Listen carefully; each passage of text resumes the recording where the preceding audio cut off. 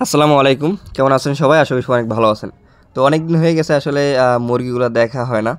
তো আজকে বাড়ি থেকে একটা ভিডিও পাঠানো হয়েছে। তো চলেন আমিও দেখি এবং আপনারাও দেখেন আমার সাথে যে কী করা হইতেছে মুরগিগুলোর সাথে বা মুরগিগুলো কেমন আছে, কয়টা করে ডিম পাড়তেছে। তো সেটাই মূলত দেখব। তো এই জায়গায় দেখতেছি ডিম রাখতেছে, 4টা ডিম রাখছে অলরেডি। 5, 6, 7টা ডিম। তো আজকে দেখার চেষ্টা করবো যে কয়টা ডিম পারছে। তো এখন পর্যন্ত 7টা ডিম রাখলো। 8, 9, 10টা, 5, 5, 10টা, হ্যাঁ 10টা ডিম।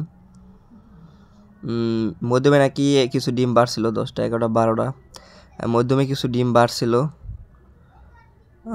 এখন কেমন ডিম পারতেছে সেটা দেখবো। 12টা রাখছে এই জায়গায়, 12, 13, 14, 15টা, 15। দু একটা এদিক ওদিক হইতে পারে, কারণ যেহেতু আমি আম্মু রাখতেছে আর আমি হাতের আন্দাজ করে 15, 16, 17, 18টা হয়তোবা, 18টা রাখছে হয়তোবা, 18, 19, 20, 21টা। এই যে ডিমের কোয়ালিটি দেখাইতেছে, আমার ভাগ্নি ভিডিও করতেছে।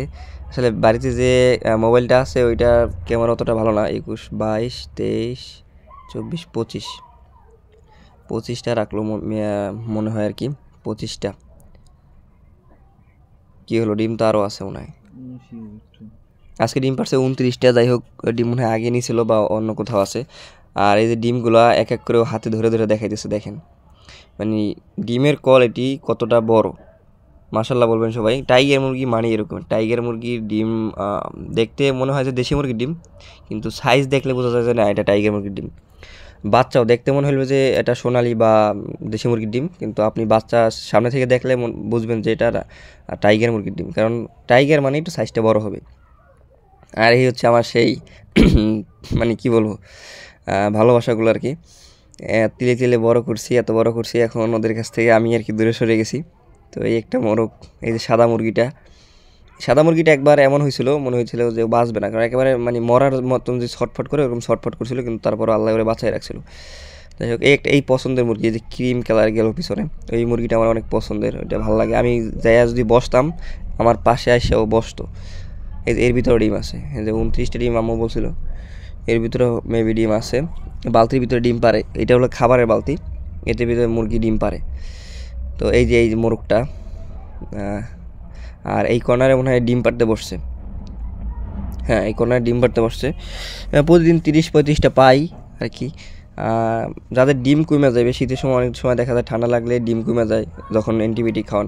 তো আপনারা চেষ্টা করবেন ক্যালসিয়াম, ভিটামিন, জিঙ্ক এগুলো খাওয়ানোর, রেগুলার মাস অনুযায়ী আর কি, নিয়ম অনুযায়ী খাওয়াবেন, তাহলে ডিমটা বাড়বে। আর এই যে ওই সাইডে বাচ্চাগুলো দেখতেছেন না, ওই বাচ্চাগুলো কিন্তু আমার ওই যে ছোটো বাচ্চাগুলো ছিল, সেই বাচ্চাগুলো। কিন্তু ওর ভিতরে একটা মোরগ আছে। আমি যে একটা ভিডিওতে বলছিলাম, যারা রেগুলার ভিডিও দেখেন, যে একটা মোরগ এই পাশে আসতে পারে না, ওই অন্য মোরগগুলো ঠোকরাঠুকি করে, সেই মোরগটা ওই সাইডে আছে।